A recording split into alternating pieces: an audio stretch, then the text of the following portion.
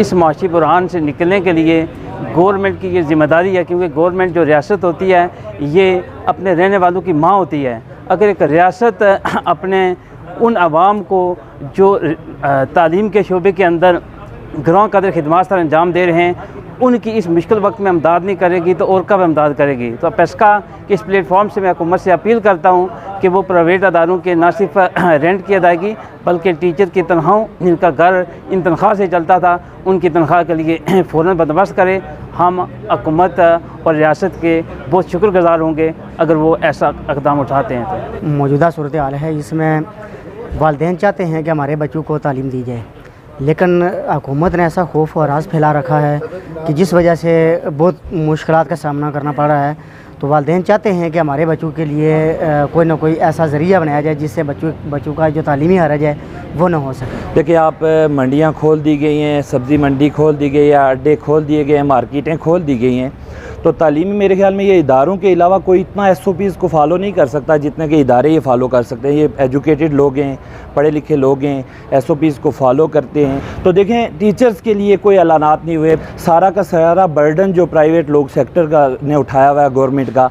अब देखें, एक MPhil PhD बंदा है तो वो आपने एकोमोडेट किया हुआ है प्राइवेट सेक्टर में, तो प्राइवेट सेक्टर में एकोमोडेट किया, अगर वो वहाँ पे भी एकोमोडेट ना हो तो फिर मायूसी होगी और फिर वही हाल होगा जो आपने देखा है कि खुदकुशियाँ की हैं लोगों ने, पढ़े लिखे लोगों ने। ये कल मैं कराची का वो देख रहा था कि वहाँ पे एक चिप्स की रेहड़ी लगा लिया है MSc बंदे ने, तो फिर यही हाल होगा। गहराई से सोचना पड़ेगा ताकि हमारे बच्चों का लॉस ना हो और हमारा जो है वो प्राइवेट सेक्टर भी बच जाए, वो लोग भी आगे सर्वाइव कर सकें। कोई भी कौम जो बनती है वो तालीम के ज़रिए बनती है, तो मैं समझता हूँ कि किसी कौम की भी जो तरजीह होती है वो तालीम होती है।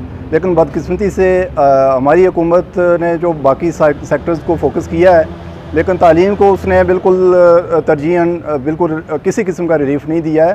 तो मैं समझता हूँ कि सबसे जो बुनियादी चीज़ है, हमें प्राइवेट सेक्टर को यही नहीं है कि उनको फाइनेंशियल को नुकसान है, तालीम का बहुत बड़ा नुकसान हो रहा है।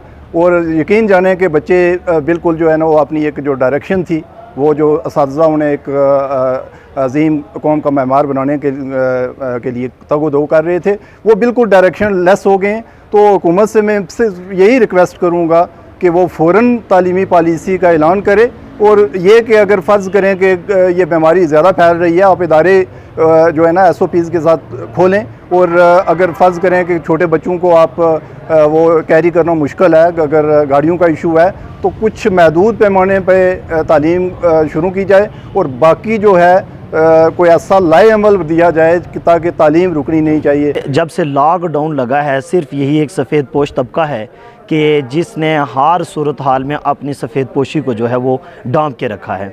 इसमें हुकूमत की तरफ से एमरजेंसी का प्रोग्राम नाफज हुआ, उसमें लोगों की इमदाद की गई, रक्षा ड्राइवर्स के लिए एहतमाम किया गया, हिजाम के लिए एहतमाम किया गया।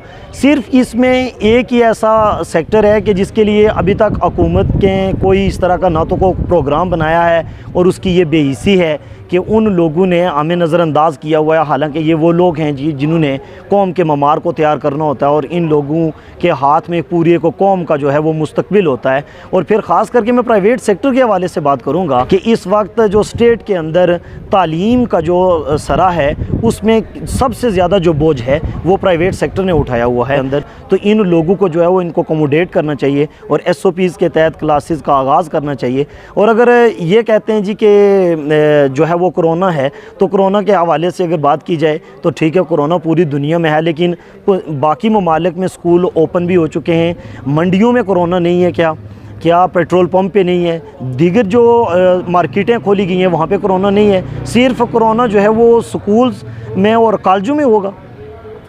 SOPs के तहत अदारों को खोलने की इजाज़त दी जाए।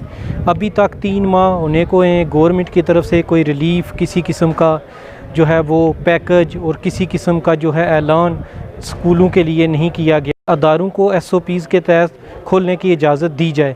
अगर वो ऐसा नहीं करते तो ये काम करें कि हमें या तो बिल्डिंग के किरायाजात और असातिज़ा की तनख्वाहें अदा करने के लिए जो है वो रिलीफ़ दिया जाए। अगर गवर्नमेंट हमें रिलीफ़ भी नहीं देती और स्कूल भी नहीं ओपन करने देती तो नेक्स्ट मराइल में हम क्या करेंगे, पूरे आज़ाद कश्मीर के अंदर जो है वो एहतजाज करेंगे, उसमें अपने उसातिज़ा इकराम को लाएंगे। और तीसरे मरले में हमने ये सोचा है कि अगर वो उसातिज़ा भी रोडों पे आते हैं और एहतजाज करते हैं उसके बाद भी नहीं करते तो फिर हम बच्चों को सड़कों के ऊपर लाएंगे और बच्चों का जो हार्ज हो रहा है इसके ऊपर हम काम करेंगे। जहाँ पर ये फाइनेंशियल प्रॉब्लम आ रही है, माशी मसाइल हैं, उसके साथ साथ सबसे बड़ा मसला जो है वो हमारे बच्चों का तालीमी हर्ज, जो सबसे बड़ा मसला है बच्चों की तालीम और तरबियत का, वो मुकम्मल फुकदान हो गया है। तो ऐसे मसाइल में हुकूमत वक्त इसकी तरफ तवज्जो दे और हमारे स्कूलों को खोलने की इजाज़त दे ताकि वो बच्चों की तालीमी जो कत्ल हो रहा है वो रुक सके।